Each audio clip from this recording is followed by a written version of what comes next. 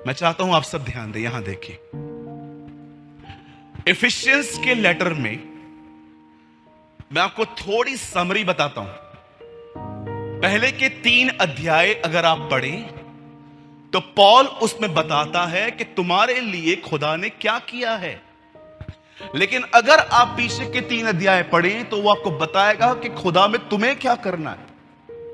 अब आराम से पढ़िए, ये मैंने खुद रीड किया है, स्टडी की है। पहले के 3 अध्यायों में वो एक फाउंडेशन डालता है और दूसरे के 3 अध्यायों में वो आपके ऊपर सुपर स्ट्रक्चर रखता है। पहले के 3 अध्यायों में वो बताता है कि तुम मसीह में कौन हो, तुम्हारे लिए प्रभु ने क्या किया है। लेकिन लास्ट के 3 अध्यायों में वो कलीसिया के ऊपर एक महान जिम्मेदारी देता है और उस जिम्मेदारी के अंदर वो एक बात कहता है कि तुम्हें ये बात देखनी चाहिए कि तुम्हारी चलन कैसी है, तुम्हारी चाल कैसी है। और वो उसके बाद कहता है be like a wise people. वो कहता है बुद्धिमानों के समान, जो वाइस लोग होते हैं ना, उनके समान अपनी जिंदगी जियो। सुनिए, मैं आपको कुछ समझाना चाहता हूं। मैंने अपने जीवन में सालों से ये कन्फेशन करना बंद कर दिया है कि मैं कमजोर हूं। आप भी बंद कर दो। मैं कमजोर हूं, मैं कमजोर हूं, मैं कमजोर हूं, मैं कमजोर हूं। पाप हो जाने के बाद भी हाँ मैं तो कमजोर हूं। सुनिए, ये बात समझिए, जीवन के जिस भी क्षेत्र में आप असफल हो, इसीलिए नहीं हो क्योंकि आप कमजोर हो, पर इसीलिए हो क्योंकि आपको अनुग्रह नहीं मिला है। मैं फिर से कहूं, अगर आपसे रोज एक ही गुनाह होता है या कुछ चीजें ऐसी हैं आपके जीवन में जो ठीक नहीं हो रही हैं, स्पेशली हमारा स्वभाव। आप जानते हो स्वभाव सबसे बड़ी प्रॉब्लम है आज। याद रखिए, अगर आप ये कहोगे ना कि आप कमजोर हो तो आपको कभी अनुग्रह नहीं मिल पाएगा। सब कमजोर हैं। यहां पर कौन बैठा है? यीशु ने कहा शरीर कमजोर है, आत्मा बलवंत है, आत्मा तैयार है। यीशु ने कहा एवरीवन इज वीक। कई बार हम लोग क्या बोलते हैं अपने आप को, मैं तो तुच्छ हूं, मैं तो कमजोर हूं, मुझसे तो होता नहीं है। नो, ये सारे कन्फेशंस चेंज करो और जानो कि मैं कमजोर इसीलिए हूं क्योंकि मुझे अनुग्रह नहीं मिल पाया है। क्यों मुझे अनुग्रह नहीं मिल पाया है, आज मैं उसका कारण आपको बताना चाहता हूं। क्यों परमेश्वर ने कुछ जगहों पे आपके ऊपर हाथ रखना बंद कर दिया है। क्यों खुदावन आप में से कुछ लोगों की सहायता नहीं कर पाता। क्यों ऐसी जगहें हैं बाइबल के अंदर जहां पर लोगों के उन क्षेत्रों को प्रभु छू नहीं पाता। आप जानते हो एक दिन क्या हुआ? बाइबल मुकद्दस कहती है एक समय था, याकूब की 2 बीवियां थी, जिसका एक का नाम था लिया और एक का नाम था राहेल। और मैं आपको बताना चाहता हूं, लिया से उससे बहुत बच्चे पैदा हुए, लेकिन राहेल से जो उसको पहला बेटा पैदा हुआ उसका नाम था यूसुफ। इसीलिए आप देखिए सबसे अधिक वो यूसुफ से प्यार करता था क्योंकि वो उसकी फेवरेट वाइफ का पहला बच्चा था। वो उसे बहुत प्यार करता था, उसके लिए कपड़े अलग से बनाता था। इवन कभी कभी आप देखिए भाइयों के साथ फील्ड पे वो उसको काम पे भी नहीं भेजता था, अपने करीब रख देता था। और अमेजिंग बात यह भी थी कि एक घर के अंदर 12 लड़के थे, 12 को सेम शिक्षा मिली, लेकिन गंभीरता से एक नहीं ली और वो यूसुफ था।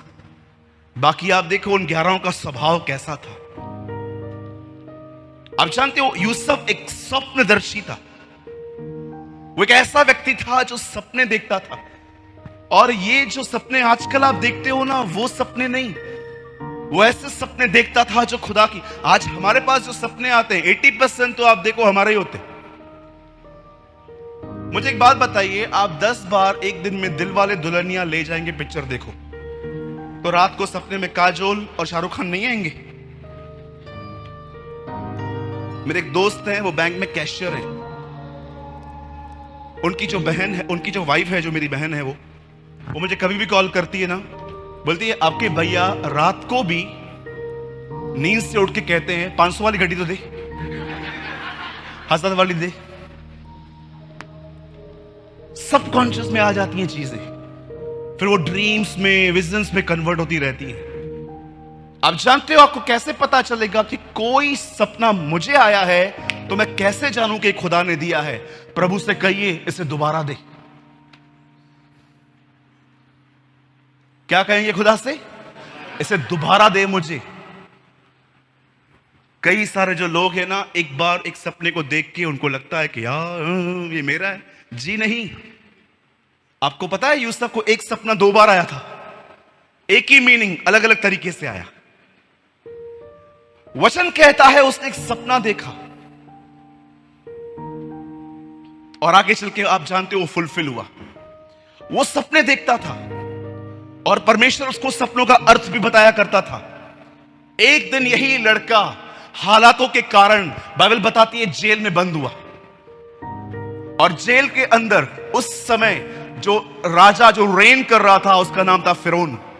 और उसने एक दर्शन देखा, उसने एक सपना देखा। जानते हो उस सपने में क्या देखा? पतली भैंसे मोटी भैंसों को खा रही है। जब उसने ये देखा तो उसको एक बात पता चली, जेल में एक लड़का बंद है और ये लड़का इन चीजों का अर्थ बता सकता है। उसे जेल से बाहर निकाला गया, उसके सामने खड़ा किया गया, उसे सब कुछ बताया गया और यूसुफ ने उसे एक झटके में बताया, ये अकाल के समय के लिए है। यूसुफ ने उसे बताया 7 पतली भैंसों को मोटी भैंसें खा रही हैं। इसका अर्थ है अब आने वाले 7 साल भरपूरी के साल हैं। उसके जो 7 साल हैं उसके बाद अकाल शुरू हो जाएगा। उसे उसको बताया। क्या आप इस बात को जानते हैं? जब फिरौन ने उसके इस बुद्धि को देखा, जब देखा कि ये परम प्रधान की आत्मा से बातें करता है, तब उसने एक जगह दी कि एक काम कर, बटोरने का काम तू शुरू कर।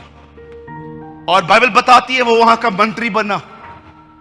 अपनी पत्नी को छोड़, बाइबल बताती है उसने उसके जीवन में हर बात दे दी कि तू सब चीजों का अधिकारी है।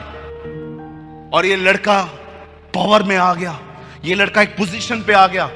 और जानते हो 7 साल तक इस लड़के ने हर जगह से अनाज खरीदा और मिस्र में जमा करते गया, करते गया, करते गया, करते गया। और उसके 7 साल के बाद यही अनाज जो उसने जमा किया था वो लोगों में बांटता रहा, बांटता रहा, बांटता रहा। मैं आप में से हर एक को एक बात कहना चाहता हूं, बड़े ध्यान से सुनिएगा। जिस व्यक्ति ने अपने अकाल में नहीं बटोरा, वो व्यक्ति कभी अपनी भरपूरी नहीं देख सकता। आप जानते हो जीवन में बहुत सारी चीजें ऐसी हैं, जब आप करोगे आपको कुछ समझ में नहीं आएगा, कोई फल नहीं मिलेगा, लेकिन कुछ समय के बाद आपको पता चलेगा कि ये फल इसी वजह से है क्योंकि जो मैंने पहले मेहनत की थी। आज जानते हो बहुतों के पास क्यों कुछ नहीं है, क्यों परमेश्वर का अनुग्रह नहीं है? क्योंकि उसका एक मुख्य कारण है, उन्होंने अपने कंगाली के समय कुछ नहीं बटोरा। एक दिन यीशु यरूशलेम को देख के जानते क्या कहते हैं? हे यरूशलेम, हे यरूशलेम, तू नबियों को मार डालता है। कितनी बार मैंने चाहा कि तूने संभाले, लेकिन तूने नहीं चाहा। देख तेरा घर उजाड़ छोड़ा जा रहा है। और उसका कारण यह है, तूने अपने अनुग्रह के समय को नहीं जाना। रीड इट, पढ़िए आराम से। आप जानते हो आप में से बहुतों के जीवन में जब आप सिन में गिर जाते हो, एक पाप जो हम सब करते हैं, मुझे पकड़ के यहां पर कभी कभी देखा है हमारे मुंह से कैसे गुस्सा हो जाते हैं। कई बार आपने देखा है हम कितना गलत बातें करते हैं लोगों के लिए। कभी आपने सोचा कि आपको परमेश्वर ने अनुग्रह क्यों नहीं दिया? क्यों परमेश्वर ने आपको ग्रेस नहीं दी? जानते हो क्यों?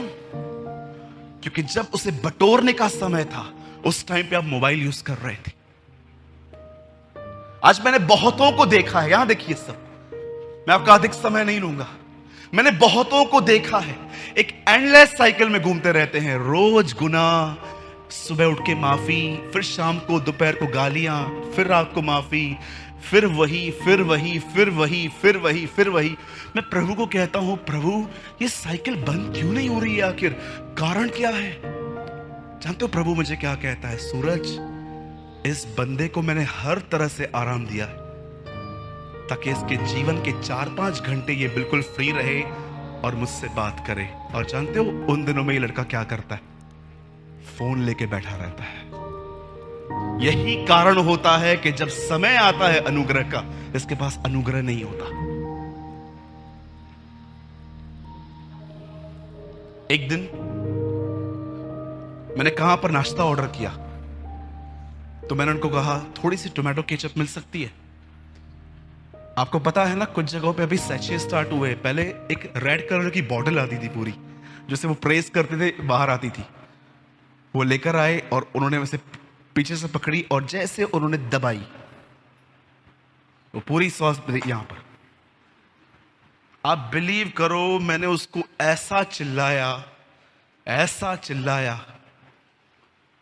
वो लड़का लास्ट तक बाहर नहीं आया। उसका बॉस बोल रहा था जा दूसरा देख के आ, बोलता था दूसरा, ये लाल कलर इधर से निकाला, ये मेरा इधर से निकालेगा अभी। मैंने उसको इतना चिल्लाया, अरे अकल नहीं है, पूरा पैंट खराब कर दिया। किधर जा रहा था मैं, अब कौन जाएगा चेंज करने के लिए, दिमाग नहीं है, कैसे लोगों को रखते हो, पागल हो क्या, तू भी पागल, ये भी पागल। इतना चिल्लाया मैंने, और लास्ट में जब मैं वहां से हटा, मैं प्रभु से कह रहा था, प्रभु ये मैं था यार, मुझे बिलीव नहीं हो रहा है मैं इतना रूड हूं। एक इतनी सी छोटी बात, केचप गिर गई यार, घर जाके चेंज करके आता। वो गरीब पे कितना चिल्लाया मैंने। और लास्ट में भी जब मैं जा रहा था ना, जानते हो वो लड़का चुपचाप से वहां खड़ा था बेचारा, से मुंडी नीचे करके, और मैंने उसको जाते जाते भी चिल्लाया। मैंने कहा अक्ल नहीं है, थोड़ा पढ़ लिख लिया करो। मेरा पैंट पूरा खराब हो गया था। मैं जब गाड़ी चला रहा था ना, मैं इतना अशांत था, मुझे ऐसा लग रहा था कि प्रभु मैं डीमन पसेस तो नहीं हूं यार, ये मैं कैसे हो सकता हूं, मैं इतनी सी छोटी सी बात को लेके किसी पे इतना गरम कैसे हो सकता हूं, मुझे क्यों नहीं रोका तूने। तुझसे बिलाम ने कहा मैं जाऊं, तूने कहा नहीं। फिर से पूछा, तूने कहा जा। और तीसरी बार जब वो निकलने पे था, फिर भी तूने स्वर्गदूत भेजा उसे रोकने के लिए। अबीमेलेक को देखो, उसने सारा को लिया, और जब वो सारा को छूने वाला था, खुदा उस पलंग पे आके कहता है वो नबी की पत्नी है, उसे छूना नहीं। खुदा तूने ऐसा व्यवहार क्यों नहीं किया मुझसे, मुझे क्यों नहीं रोका। इतनी गंदी मेरी गवाही खराब हो गई। मैं इतनी बार बोलता था मुझे गुस्से पे विजय मिली है। जानते हो मुझे परमेश्वर ने क्या कहा, तुझे पता है मैंने तुझे क्यों नहीं रोका, क्यों, तुझे अनुग्रह नहीं मिला मेरा। यूसुफ ने 7 साल अपने कमी में बटोरा, और उसके बाद तब एंजॉय किया जब किसके पास कुछ भी नहीं था। मेरे भाइयों, मेरी बहनों, जीवन में एक समय आता है जब परमेश्वर आपको चारों तरफ से विश्राम देता है, काम परिवार से, ताकि वो समय रिलैक्स होके आप उसे दो। आपको लगता होगा क्या बाइबल, क्या प्रेयर, लेकिन आप जानते हो खुदा से बात करते करते आपका उससे संबंध बनता है, और वही संबंध आपको उन बातों में जब आप गिरने वाले थे उठा के रखता है।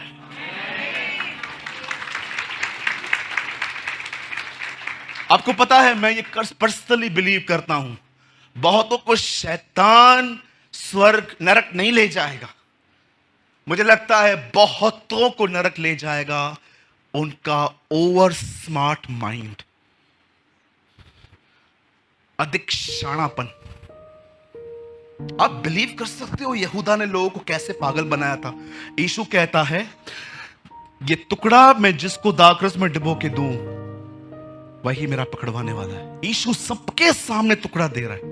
आप बिलीव कर सकते, तो भी उसे कोई नहीं पहचान पाया। उसने इतना लोगों को मूर्ख बना के रखा था। जानते हो वो कौन था? वो स्मार्ट था, वो बड़ा सयाना था।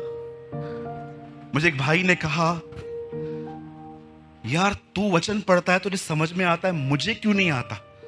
मैंने बोला तुझे क्यों नहीं आता, उसका उत्तर भी बाइबल में ही है। बोला कहां लिखा है? मैंने कहा खोल।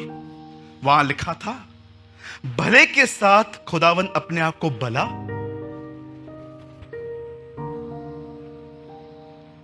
भले के साथ वो अपने आप को भला, खरे के साथ वो अपने आप को खरा दिखाता है, और उसके बाद लिखा है चतुर के सामने वो अपने आप को ट्विस्ट करता है। तू शाना है ना, अब मैं तुझे दिखाता हूं मैं कौन हूं। यू नो, वो अपने आप को ट्विस्ट करता है। इसलिए लिखा है सीधे मन वालों के लिए यहोवा भला है। जो सीधे मन के हैं। आपको पता है, मैं आपको आप ट्रस्ट कीजिए, मैं अपने पूरे हृदय से विश्वास करता हूं, बहुत सारे लोग जो हैं वो नरक में शैतान की वजह से नहीं, अधिक अपने स्मार्टनेस की वजह से जाएंगे। उन्हें लगता है मेरे रास्ते खुदा के रास्तों से बढ़कर है। आप जानते हो, जो व्यक्ति मूर्ख है, जैसे बाइबल बताती है परमेश्वर ने मूर्खों को चुना, आप जानते हो जिस व्यक्ति में आप देखो ना, जिसने अपने आप को मसीह में आके खो दिया है, अब वो अपने आप में नहीं है, अब उसके पास वो बुद्धि नहीं है अपनी जो उसके बाप दादाओं से उसे मिली थी, वो पूरी तरह से खाली हो गया है। आप जानते हो, जो व्यक्ति अपने स्वयं से खाली हो चुका है, जानते हो उस व्यक्ति को आप कैसे देखोगे?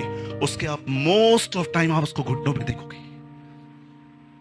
मोस्ट ऑफ टाइम वो छोटी छोटी बातों के लिए दुआएं करेंगे। उन्हें नहीं लगेगा कि कुछ बड़ी प्रॉब्लम आएगी, सिर्फ तो ही खुदा को पुकारा जा सकता है।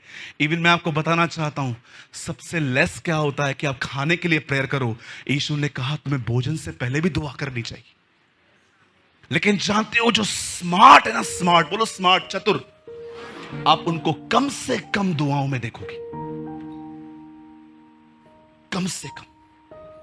जरा सोचिए, इस दुनिया में सबसे हृदय शुद्ध उसी का था जब वो अर्थ पे आया और अपने 12 चेलों को उसको चुनना था। उसे पूरी रात प्रार्थना की, शुद्ध मन होने के बाद भी वो इस चुनाव के लिए अपने स्वर्गीय पिता पे निर्भर था कि मैं उससे पूछूंगा और उसके बाद चुनाव करूंगा। आज मैं आपसे पूछना चाहता हूं, जब यूसुफ को 7 साल मिले, उन 7 सालों को उसने पूरी बुद्धिमानी से बटोरा और अकाल में सबको बांटा। मैं आपसे पूछना चाहता हूं, यहां पर जितने भी लोग हैं, आप अपने खाली समय में क्या करते हो? That is my counter question, a last question. आइए मैं आपसे पूछना चाहता हूं, वो समय जो खुदा आपको देता है, आप उसमें क्या करते? फोन यूज करते, ये देखते हैं किस किसने बात की आपसे, फेसबुक पे जाते हैं सिर्फ अंकल आंटी मामा मामी को देखने के लिए। सोचिए मेरे भाइयों, मेरी बहनों, याद रखिएगा, 47 में हम आजाद हुए हैं और उसके कुछ समय के बाद इजराइल आजाद हुआ है। अब मुझे बताइए, मैं किसी को ऊपर नीचे कर रहा हूं, वो कहां है, हम कहां हैं? क्या आप ये बात देख रहे हो, वो कितने पावरफुल हो गए 70 सालों में? क्योंकि यीशु ने कहा मेरे आने से पहले वहां पर पत्ते आएंगे। कैसे जानेंगे कि उसका आना निकट है? उसने कहा जब तुम अंजीर के पेड़ को पत्ते हुए लगते हुए देखो। आप आराम से स्टडी करो, आपको पता चलेगा इजराइल कभी इतने लंबे अरसे तक अपने देश में नहीं रहा है। ये पहली बार हुआ है कि वो इतने लंबे अरसे तक अपने मुल्क में हैं, अपने देश में हैं और कोई उनको निकाल नहीं पा रहा है। आपको पता है, अब पेड़ हरा होना शुरू हो गया है, ये नेशन पावरफुल बनना शुरू हुई है। और उसके बाद यीशु ने कहा तब मैं आ जाऊंगा। हम कैसे अपना खाली समय बिता रहे हैं? पौल यहां पर कहता है निर्बुद्धियों के समान नहीं, परंतु बुद्धिमानों के अनुसार अपना समय बिताओ। मेरे भाइयों, मेरी बहनों, याद रखिए, सेहत चली गई, खुदा आपको लौटा देगा। पैसे आगे के चले गए, खुदा आपको लौटा देगा। पर मुझे एक बात बताइए, समय बर्बाद हो गया तो वो कैसे लौटाएगा? टेल मी, मुझे बताइए, अगर समय चला गया तो उसे कैसे लौटाएगा? आपकी सेहत चली गई, आप दुआ करोगे यीशु आपको हील कर देगा। आपके पैसे चले गए, ओ अयूब को उसने हर चीज दुगनी दे दी थी, वो आपको लौटा देगा। आपके बाल चले गए हैं, आपके सब कुछ चले गए हैं, खुदावन आपको लौटा देगा। पर मुझे बताइए, अगर आपने समय खो दिया है तो वो आपको कैसे लौटाएगा?